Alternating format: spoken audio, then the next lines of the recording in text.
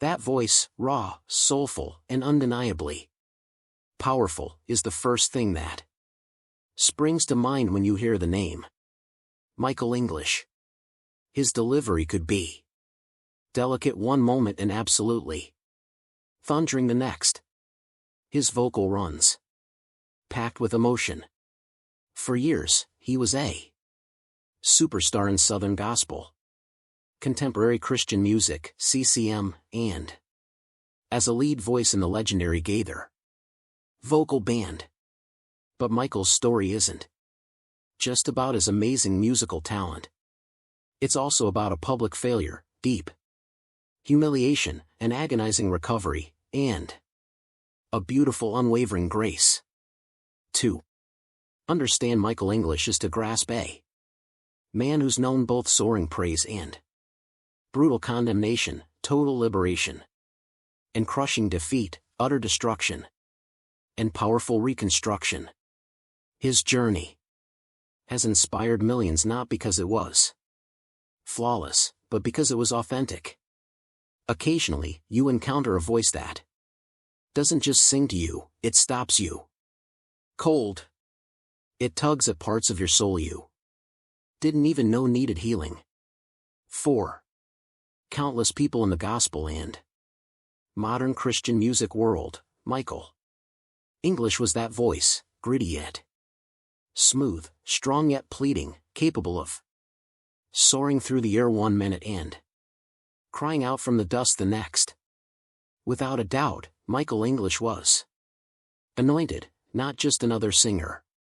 Yet, he fell as quickly as he had risen. His decline in popularity was stunning to many. It was swift, very public, and utterly humiliating. In a world that often refuses to allow for imperfection, especially in ministry, Michael's personal failure was met with condemnation rather than compassion. The same crowds who had praised him earlier turned on him, but God did not. Michael's story isn't neat, tidy, or simple. It's messy, raw, and uncomfortable at times, but it's also profoundly human. It's proof that grace doesn't clock out when we mess up, and that failure isn't the finish line. This is a tale for anyone who has ever stood on a mountaintop and then plummeted into the valley. It's for everyone who has ever carried the crushing weight of shame and questioned if their voice, their mission, or their calling could ever be trusted again. It's for people who know what it's like to be rejected by others, but not by God. The valley was not where Michael English stayed. He nearly quit, but he persisted. He underwent a long, hard journey of healing. He rebuilt from the wreckage. He returned to the very stage where grace had called him. Without trying to prove anything to anyone, this story is about more than just a vocalist. It's about a soul. It's about a redemption that whispers, "You're still mine," even in the face of public failure. It's about a comeback that doesn't need applause because it already has something better, mercy. So, if you're ready for more than just headlines, if you're hungry for a story of genuine restoration, and if you're fed up with cancel culture, then lean in. Michael English's tale is worth believing in, not just worth sharing.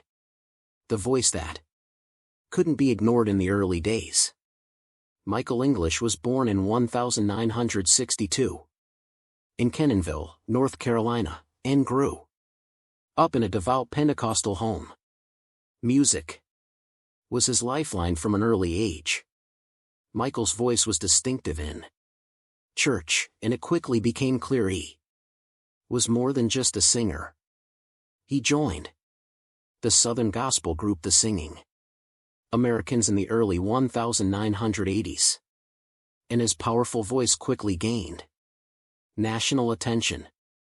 But his career truly exploded when he joined Bill Gaither's Gaither vocal band in 1985. Michael's voice simply soared there. His passionate, soul-filled delivery was a huge factor in the instant success of songs like I Bowed on My Knees and Cried, Holy in No Other Name But Jesus. He brought a rare R&B texture to Southern gospel which helped expand the group's sound and audience. Michael was the emotional focal point of GVB for about 10 years. He earned awards, booked churches, and was adored by his fans. He was a certified superstar in Christian music. However, success doesn't always equal stability. And behind the voice, Michael was struggling. The fall, disgrace, quietness, and disgrace. Michael English was at the height of his solo career in 1994. He had just released a chart-topping album and won Artist of the Year at the Dove Awards, Christian music's biggest night. But everything shattered in a matter of days. It was revealed that Michael had an affair with another Christian music performer outside of his marriage. The Christian music industry immediately retracted its support after elevating him to icon status. He was dropped by his record label. The concert stopped. He went from being adored to being shamed overnight. This was an emotional and spiritual breakdown in addition to a career setback. It would turn out to be one of the worst periods of Michael's life. He struggled with guilt, lost his sense of self-worth, and attempted to cope with the aftermath in a society that wasn't forgiving, isolation, and addiction. Michael attempted to rebuild after the scandal, but grief and depression got in the way.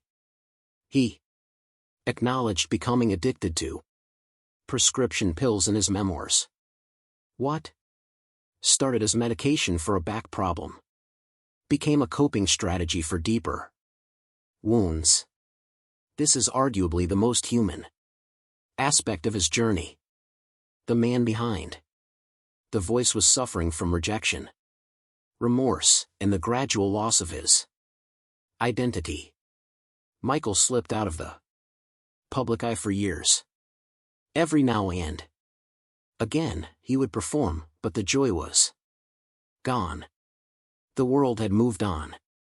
He had to restore his soul, not his profession. Honesty marked the beginning of the pivotal moment. Michael reconnected with his faith, went to rehab and began therapy not as a show, but as a private surrender. He started talking candidly about his errors, not to justify them, but to reveal the brokenness that so many people hide beneath their success. He cautiously made his way back to the stage, this time as a wounded healer rather than a star. His voice, tempered by time and hardship, held even more passion. His message shifted from image to integrity, from perfection to grace. Michael was accepted back into the Gaither family in the late 2000s, albeit not with fanfare, but with forgiveness. Known for giving people second chances, Bill Gaither encouraged him to take part in Gaither homecoming events. It was emotional for the fans. It brought tears to many eyes to see Michael stand with his bandmates once more, especially as they sang songs like I Believe in a Hill called Mount Calvary. Not just for the music, but also for the powerful message of redemption it conveyed. Subsequent career and legacy. Michael English has kept recording, touring, and telling his story in recent years. Songs like Some People Change in his worship music show. A man who sings to testify rather than to impress. He frequently discusses the value of second chances, the perils of hubris and the power of forgiveness. His concerts are full of ministry as well as music. He talks as much as he sings, sharing candidly how God never gave up on him, even when he gave up on himself. There is more to Michael English's legacy than just his voice. It has to do with restoration. He demonstrates that when grace intervenes, failure does not disqualify you. Grace that continues to sing with its high notes, fractured lyrics, and an unending chorus of mercy. Michael English's life is a gospel song unto itself. His narrative says, yes, to everybody who has ever failed, been condemned, or questioned whether they could be used again, you can still do it. His fall was made public. He was genuine when he broke. And when he came back, he was a damaged man who had been restored to wholeness rather than the golden boy. Witnessing a fallen voice rise as a sacred experience. Michael's return was modest rather than ostentatious. The focus was on testimony, not applause. He didn't return claiming his former position of prominence. He returned pleading to serve the unforsaken God. That's the gospel, isn't it? That our actions are not the worst things about us.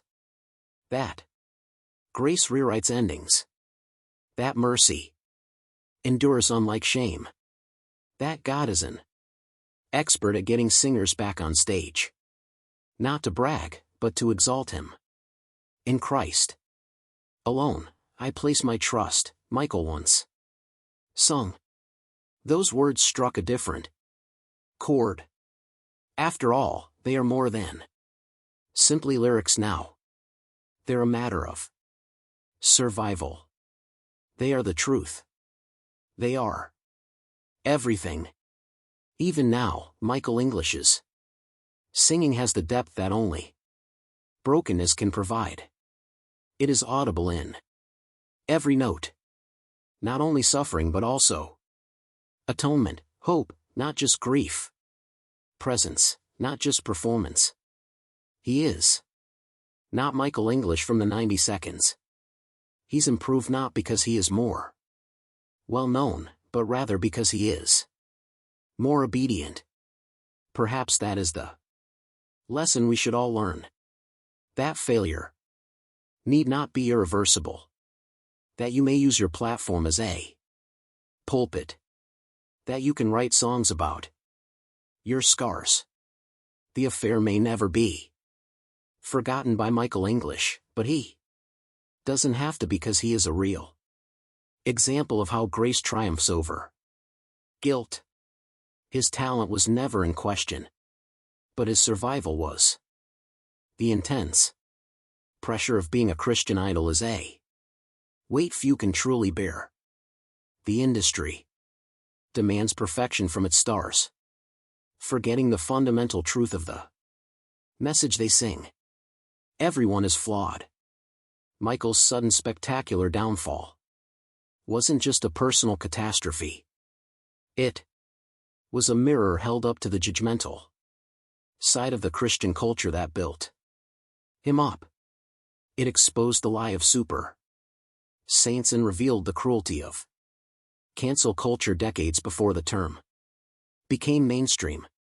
His experience was a lonely, terrifying trial, forcing him to confront who he was when the microphones were off and the applause died. The years in the wilderness were defined by a silent war with shame. He moved through the world recognizing the faces of people who knew his face, the face of a man who failed publicly. This Isolation fueled his deeper descent into addiction. The pills were a desperate attempt to quiet the relentless internal condemnation, a way to medicate the gaping wound left by the loss of his career, his status, and his identity.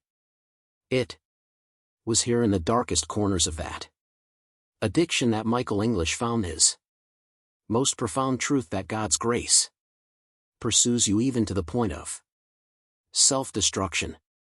The recovery wasn't a single come-to-Jesus moment. It was a grueling marathon of small painful steps.